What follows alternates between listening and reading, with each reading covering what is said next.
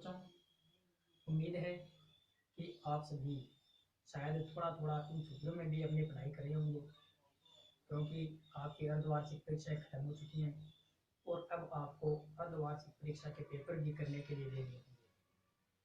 बच्चों, आज हम कक्षा 9 की विज्ञान का अर्धवार्षिक परीक्षा का पेपर, उसके जो छोटे वाले प्रश्न हैं वो पेपर आज हम सोल्व करने की कोशिश करते हैं।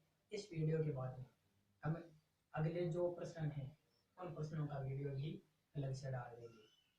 ठीक है, तो चलिए शुरुआत करते हैं कक्षा 9 की विज्ञान विषय का अर्धवार्षिक परीक्षा का पेपर, जिसमें पहला प्रश्न आपके सामने लिखा हुआ है। पहला प्रश्न है, बर्फ का गलनांक क्या है?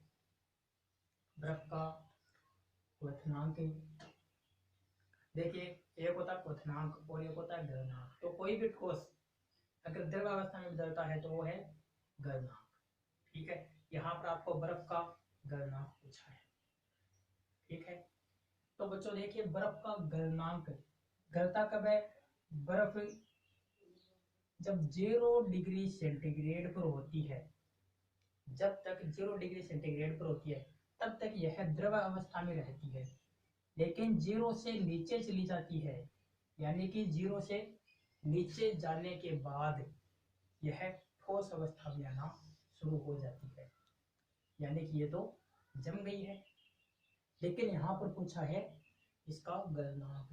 तो दोस्तों जब 0 हो जाएगा तो यह गलना प्रारंभ हो जाएगी और 0 से थोड़ा सा ऊपर जाते ही यह पूरी तरह से द्रव अवस्था में आ जाएगी। ठीक है, तो अगर सेंटीग्रेड में देखें तो बर्फ का गलनांक होता है 0 डिग्री सेंटीग्रेड। लेकिन बच्चों आपको सारे के सारे जो ऑप्शन हैं वो दिए हैं केल्विन में। तो बच्चों आप जानते हैं कि 0 डिग्री सेंटीग्रेड में जब हम 273.15 जोड़ देते हैं, यानी कि जो केल्विन और सेंटीग्रेड होता है इन दोनों में अंतर होता है 273.15 केल्विन का, इतना इनका मान होता है, वो अंतर होता है।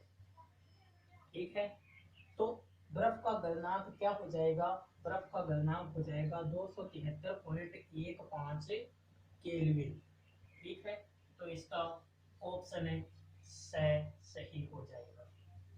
दूसरा प्रश्न है, विलयन किस प्रकार का मिश्रण है? बच्चों जब भी हम विलयन की बात करते हैं, जब भी हम विलयन की बात करते हैं तो विलयन की परिभाषा में आप क्या देखते हैं?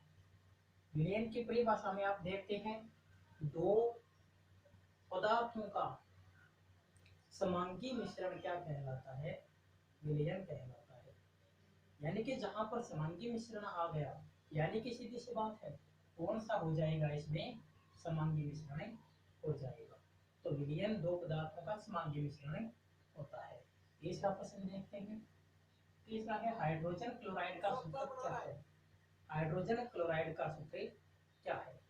तो हाइड्रोजन क्लोराइड की बात अगर हम करते हैं तो आपको सीधा पता है कि एक तो हाइड्रोजन आता है और एक क्लोरीन आता है, यानी कि Cl आता है। तो सीधा सा सूत्र क्या बनता है इसका?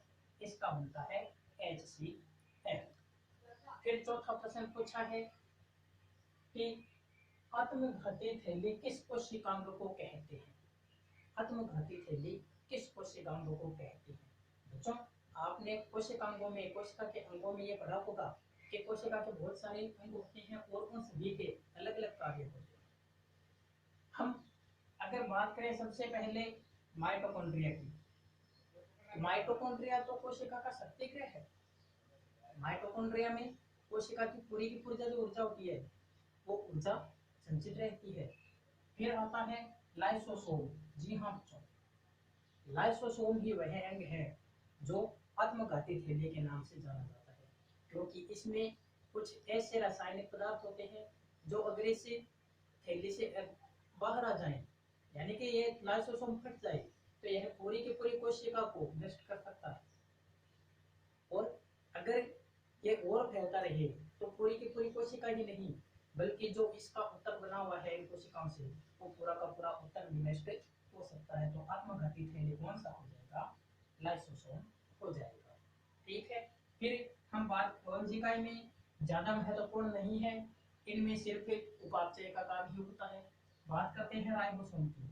तो बच्चों राइबोसोम जो होता है वहां पर प्रोटीन का जो उपापचय होता है, प्रोटीन का पाचन होता है। ये राइबोसोम जो होते हैं ये अंतःप्रद्रवी जालिका के ऊपर पाए जाते हैं।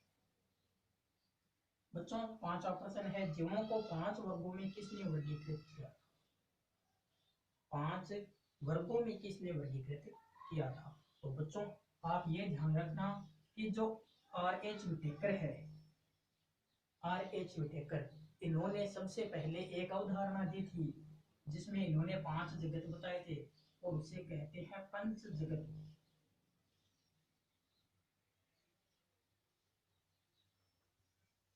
इसे कहते हैं पंच जगत अवधारणा, क्योंकि इन्होंने सबसे पहले 5 जगत में वर्गीकृत किया था। लेकिन जो लीनियस है, लीनियस ने इन जो ये 5 जगत हैं ये बता दिए थे। तो पंच जगत अवधारणा का श्रेय किसको जाएगा? R.H. विटेकर को। और 5 वर्गों में वर्गीकृत करने का श्रेय हम किसको देंगे? लीनियस को देंगे। ठीक है, चलिए अब हम चलते हैं अगले प्रश्न पर। ठीक है,